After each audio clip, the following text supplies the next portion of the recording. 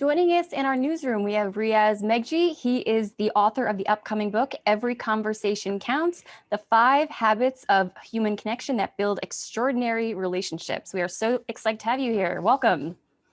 Thank you so much, Mary. I'm so excited that you're open and willing to talk about this idea of loneliness and connection and the relationships we really need right now. Exactly. We really need this, especially now. It's always been an issue, but given the pandemic, of course.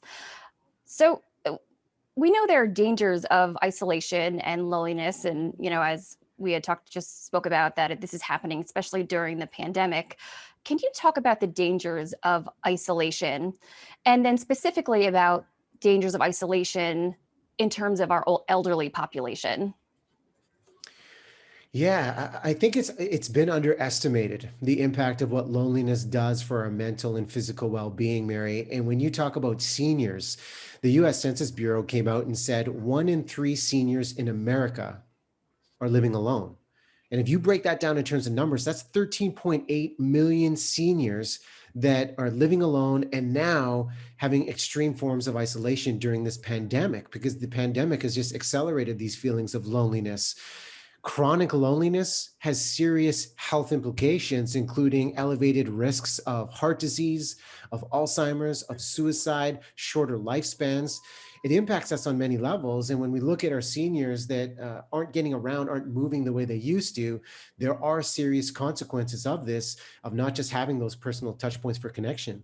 hmm And you talk about creating and sustaining meaningful connections. How do we do this in a time when we can't even be in the same room as our loved ones, especially those who are elderly and vulnerable for the virus? This is so important. I mean, isolation became our universal commonality for seniors and all of us across the board.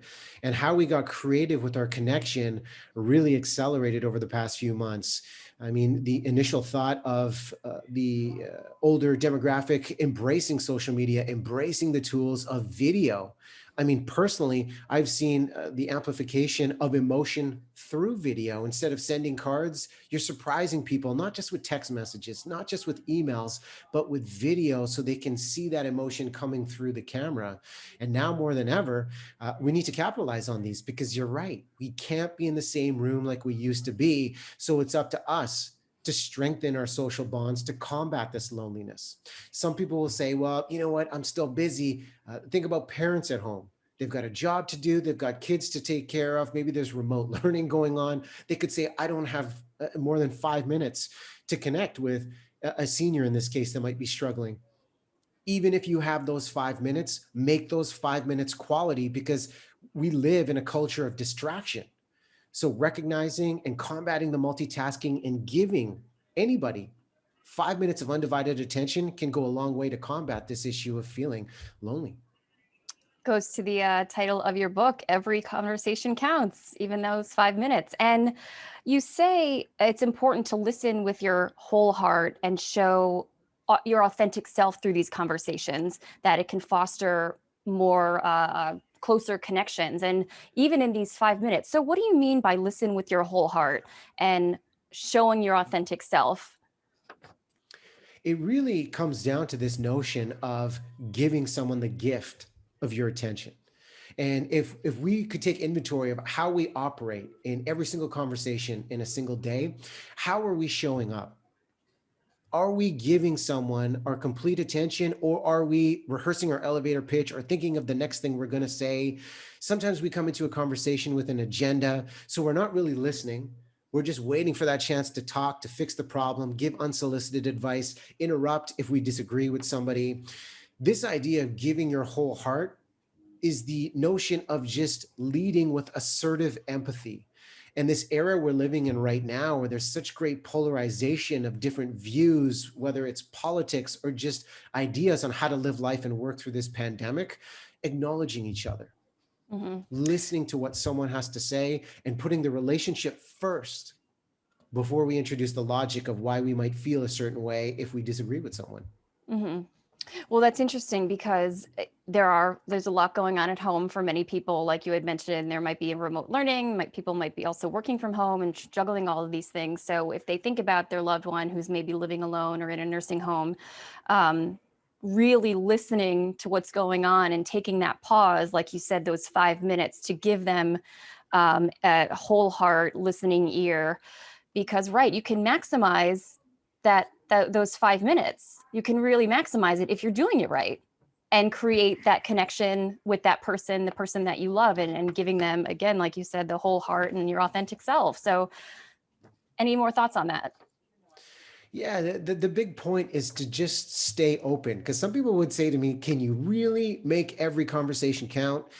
The whole idea and philosophy behind this message is to enter every given interaction as an opportunity to create a real connection. And if we do that, that allows us to stay open to the idea that a conversation can change somebody's life. It can help them if they're struggling one day because of extreme loneliness or any given struggle they're going through. And if we ask ourselves, and we're listening to people and we're hearing repetition with excuses, and in our minds, we're saying to ourselves, here we go again. Well, that means we've shut ourselves off.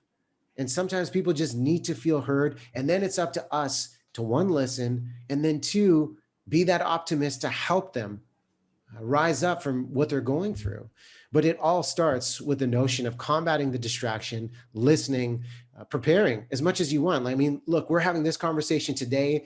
You've done the justice of going through the book, going through the message, but then just being open to improvise in that moment, because someone might say something that's really powerful that you didn't expect. But if you go where they need to go, it can make a world of difference. And you're right. I mean, you might catch them at a time where they are in the lowest of low. And even that sort of time that you give them, that specific quality time that you give them, could make a huge difference, because we never know what's going on in someone's life. Even though if you're a close one, I know that there is a lot of sons and daughters, and they have older parents, and the older parents say they don't want to be a burden, but they're not a burden. It's like, you took care of me, now I take care of you. Circle of life. And Exactly. as you talk about that, and I know you've been a champion of this dialogue on loneliness, if we think about it, there's this great paradox with loneliness at the heart of it. Millions of us feel it around the world, yet millions of us feel it alone. And there can be this shame or this embarrassment of this feeling that I have nobody to talk to. And that simple gesture, whether it's 5 minutes in a conversation, or maybe somebody's watching and listening to our conversation, Mary, and think, you know what, I haven't reached out to this person in a while. I'm just going to surprise them today and just give them my ear. This can go a long way to just amplify that sense of connection and make a contribution to somebody's life right now. Hmm. It's interesting that you say it, because Riaz, I always think about, if I'm thinking about someone, I have to call them. It's just, I have to call them. It's Yes. just right now. I'm not going to wait till later. I'm thinking about them now. For some reason, I'm thinking about them now. I'm going to give them a call. But The world needs to follow your lead. We need more of this. okay. Well, anything else? We have 30 seconds left. What else would you like to tell our audience?